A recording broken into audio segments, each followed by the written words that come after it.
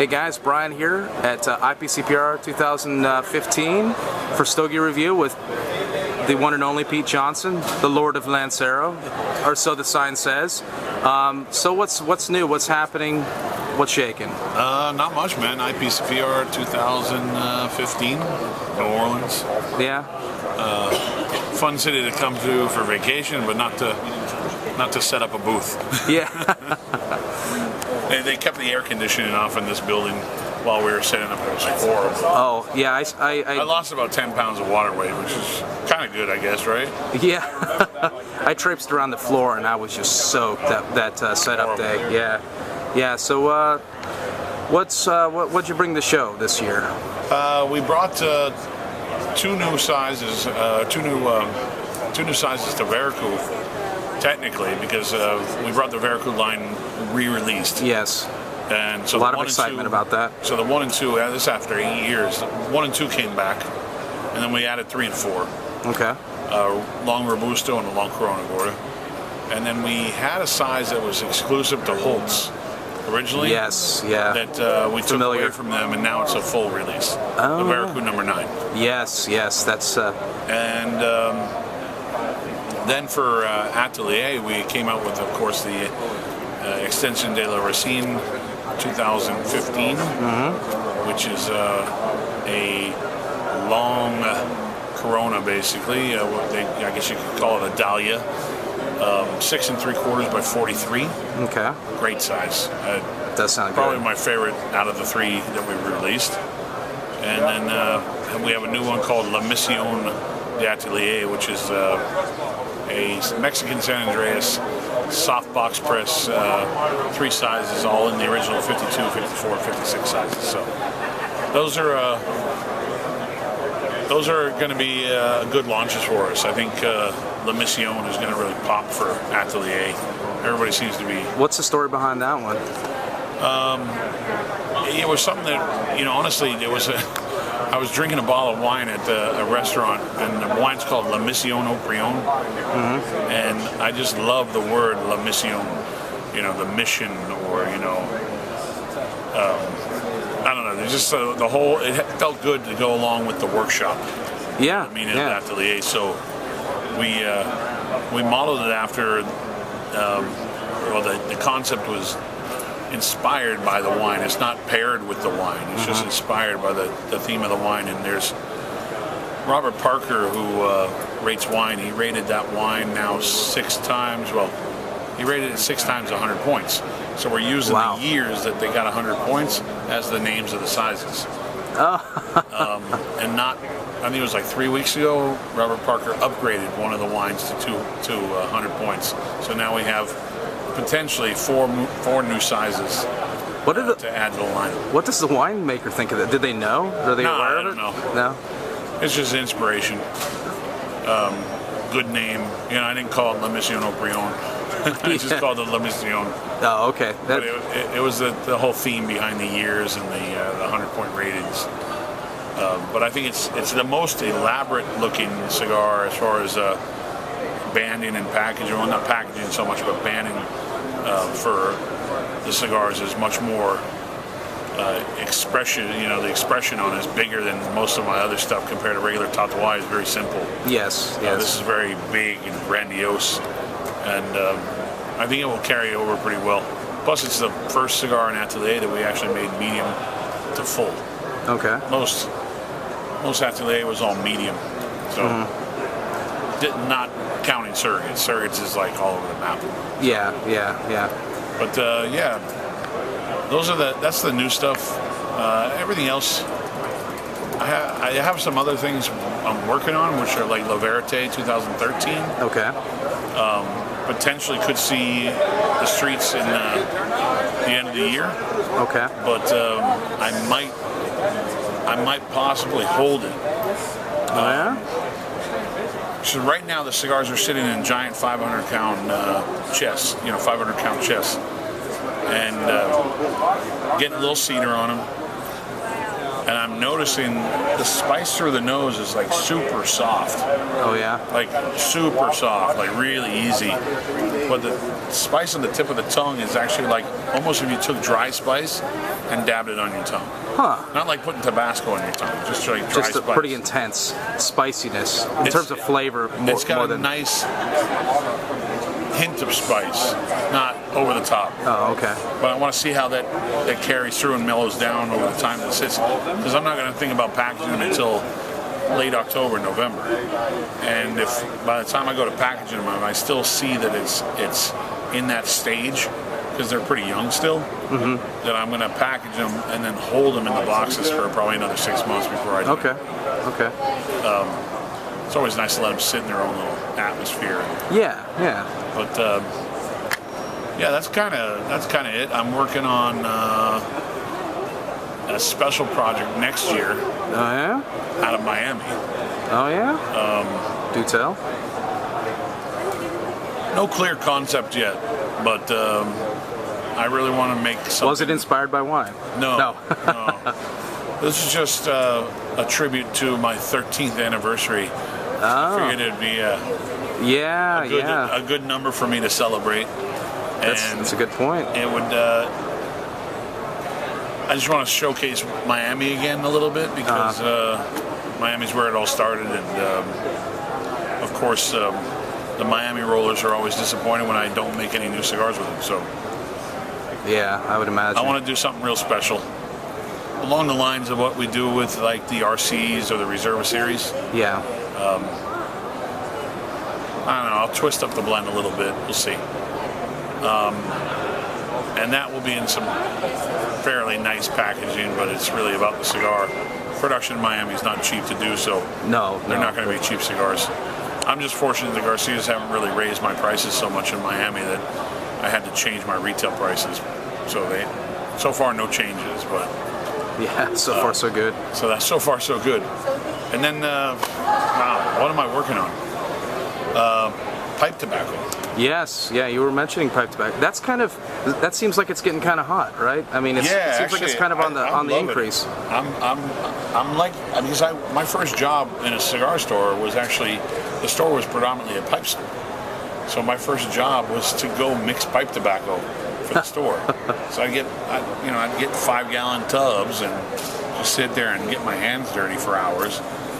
And that's before I figured I could have used latex gloves. Yeah.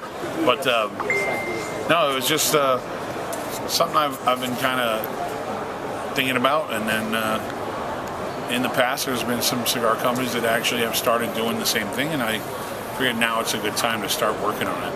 And I'm going to start with 4 blends to start. Okay. Kind of not a traditional aromatic and not a traditional English. Kind of a mix between the both. Okay. On all 4, and there'll be 4 different levels of it, and eventually get into doing seasonal pipes. Seasonal pipes. Yeah, like 50 pieces per year. Okay. Like a yearly pipe type of thing. Oh, that's kind of cool. I mean, there's pipe Saints and Sinners pipe edition. Yeah, exactly. There's pipe people that have done it in the past, but I think the biggest focus from it is a lot of the Saints and Sinners guys have been pushing to get me to do pipe stuff, because a lot of those guys are switching over to pipes too. But we're going to do a few more experiments on the blends that we've just kind of started with, and then I'm also going to be sending in some picadora from the Miami factory to the place that's doing it. Which is Lane Limited. Okay. To see if they can incorporate some of my cigar tobacco in some pipe blends. Interesting. So we'll see how that works out, but it could be a lot of fun. Yeah. As long as it tastes good to me and smells good to me, I'll put it out. But, yeah. I confess to not knowing a great deal about pipes, but I want to. It's something I want to do and I wanted to do, but even though I worked in a pipe store and lived it for many years, I forgot most of it. Yeah. I got to go read Rick Hacker's book again to kind of Maybe that's where I should get started. Yeah, no, that's a great. Actually, Rick Hacker's book, The Ultimate Pipe Book, is probably the best beginner's guide to pipes, and he's had it out for I think 30 years. That book's been out, so it's worth checking out. A lot of history in it, a lot of information to learn what you need to know about pipes. And pipe smoking can be a tedious thing to do because that was my experience with it. Yes. Yeah, I mean you got to light it and then tamp it down, and light it, and tamp it down, and keep on doing that. And you get like 5 puffs, and then if it's not packed perfectly, and that takes a lot of time to get reused to packing the pipe correctly, so the burn is kind of consistent, and it's always tough to like. I think you talked about it. It's frustrating with the cigar. You light it once, and when you have to relight it, it's the pain in the ass. Right? Exactly. That's what you said earlier. Yes. It's pretty much like that. But with pipes, you got to keep on continuing to. Light it, tamp it, puff, puff, puff, rest, light it, tamp it. You know? Yes, and I think it's part of a ritual that I have not become accustomed to. So you have to get in the zone with it, and just part of that. I imagine it's a little bit like raking rocks in a Zen garden or something like that. Must be it. I used to do it on like Sunday mornings, and I had a chair and. Big fluffy chair, and I would sit in that chair, and my pipe stand would be next to it, and I would sit there and I would enjoy a bowl of pipe tobacco.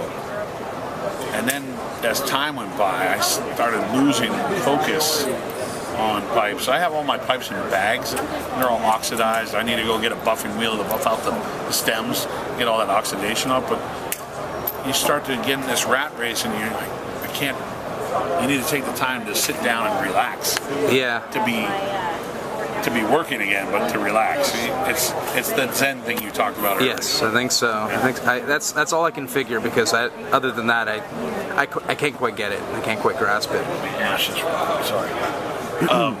It's a lot of work, but I think I've been seeing a lot of younger people get into pipes that are into cigars. They're looking for that other avenue, and it's a cool culture. It seems like it'd be nice to see. I mean, this is the International Premium Cigar and Pipe Show. You know? Exactly. Yes, there is a definite pipe element to the trade show here. We don't typically cover it because, well, I mean, again, Well, did you cover all the Drew Estate stuff that they did last year? No. Yeah, that would have been a good thing to cover, because that the Drew Estate stuff. Stogie does all their pipes, and they made some hip, little, cool-looking things. And that's a good lead-in. It brings younger crowd and a different culture.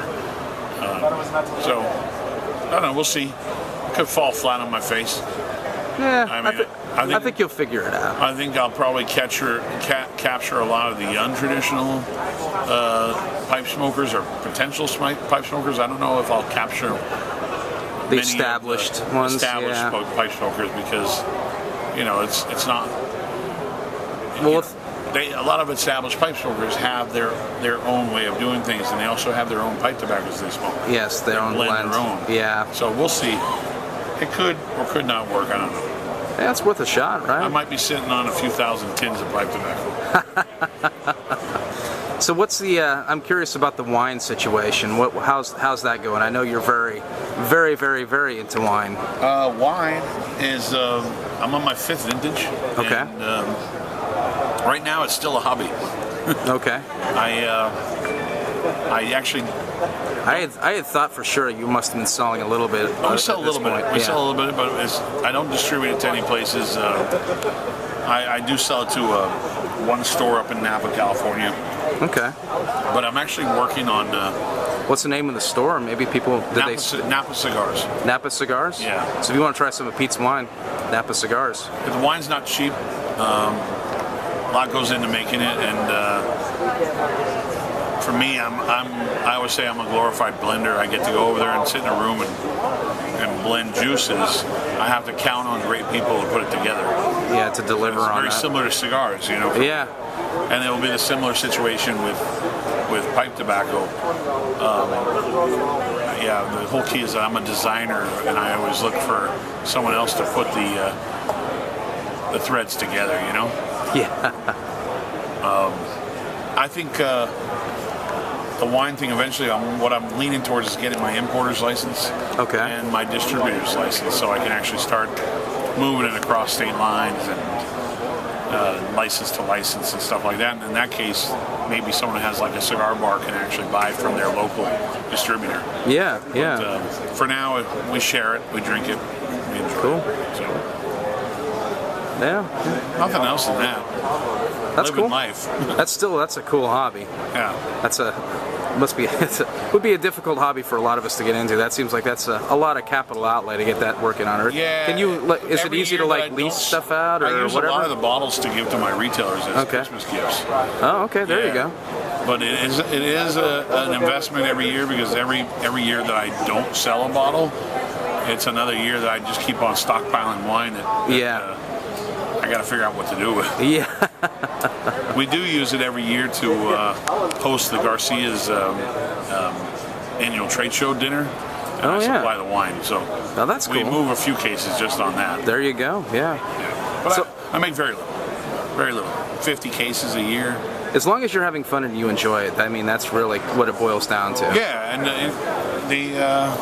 I think it could eventually become something. I mean, I started the cigar business kind of the same way. I made them for me. I think eventually you'll make it, Pete. I think eventually. Yeah. I think eventually success will find you in some form. Thanks, man. So I would be remiss, I don't not to cut you off, but I'd be remiss if I didn't say something about the monsters. Little monster chat. Well, people want the monster talk. We still have, Jekyll was last year and Hyde is this year. Hyde's a twist on Jekyll with Sumatra. And normal release date, sometime in October, and we're same size as the Jekyll. Okay.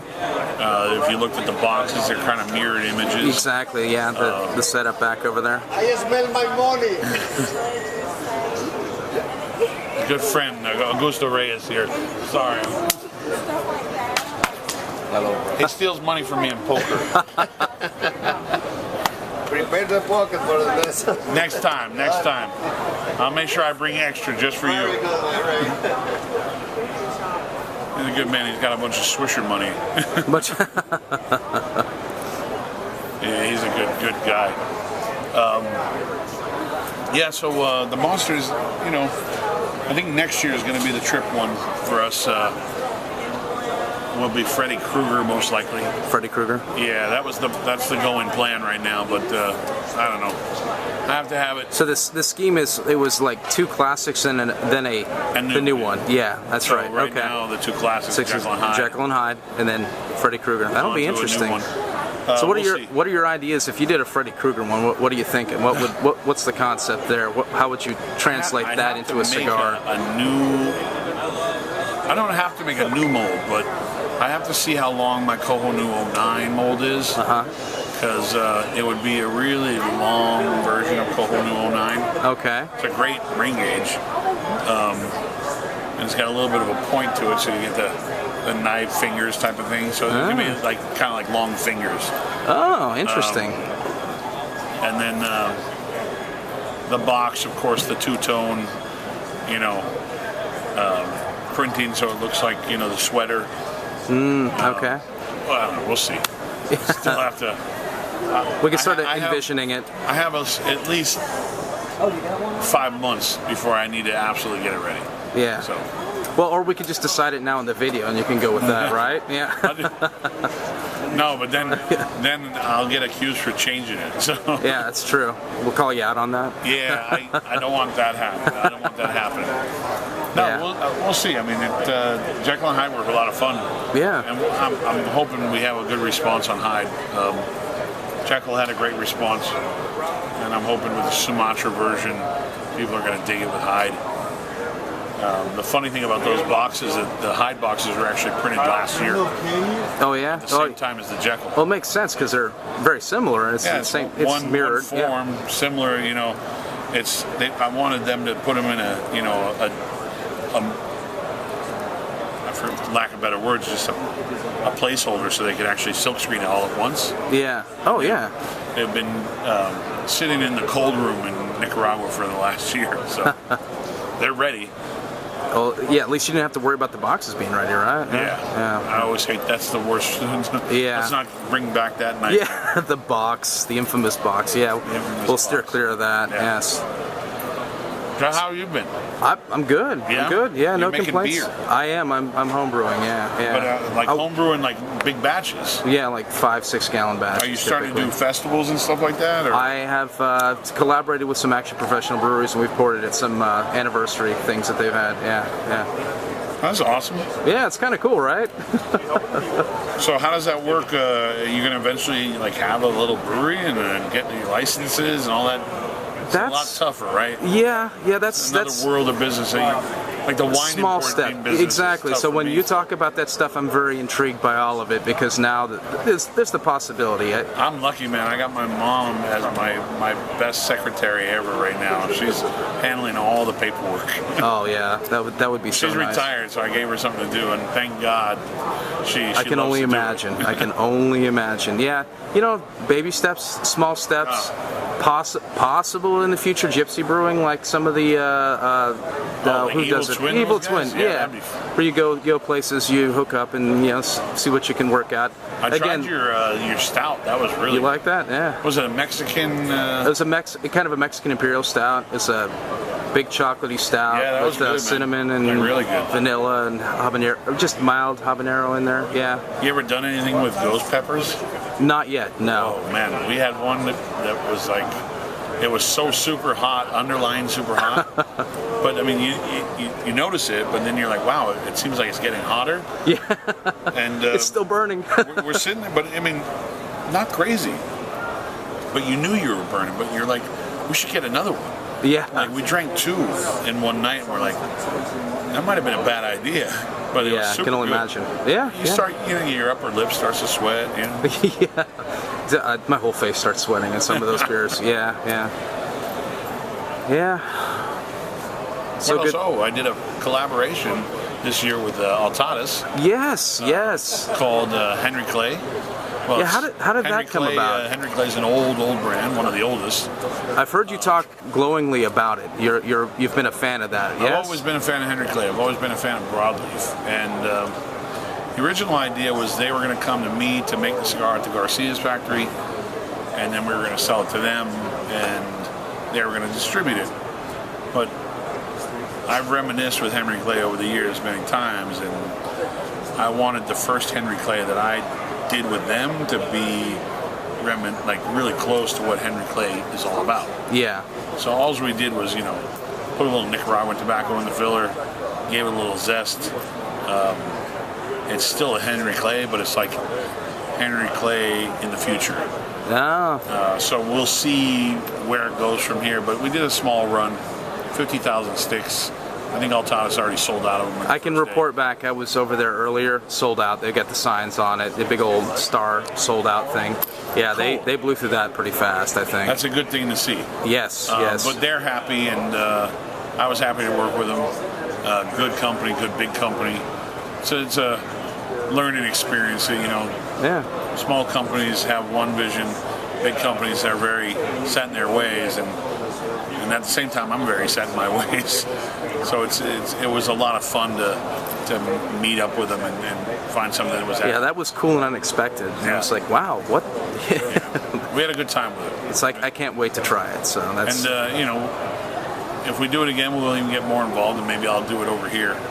And cool. And then do the vice versa. The swapping back and forth thing.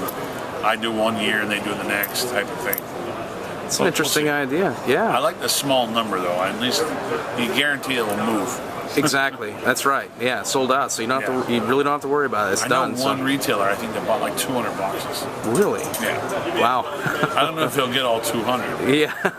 But he ordered 200. So that's pretty cool. That's pretty cool. Yeah, that was fun. I think that's pretty much the news of the land of Tatuaje and Atelier. Yeah, I feel like we got a pretty good rundown of everything. Yeah, Good there's a lot catch of up. good stuff, and we have plans next year to expand surrogates a little bit in the way, which is going to be fun. Cool. There's a lot going on, but try to keep on keeping it fun, you know? Yeah, absolutely. That's the only thing you can do, right? Yeah. Yeah. Well, thanks for taking a few minutes to talk to us. No, you're welcome, brother. Really Good appreciate seeing you. catching up. Yeah, yeah. Always a pleasure to be interviewed by you. Yeah, thanks.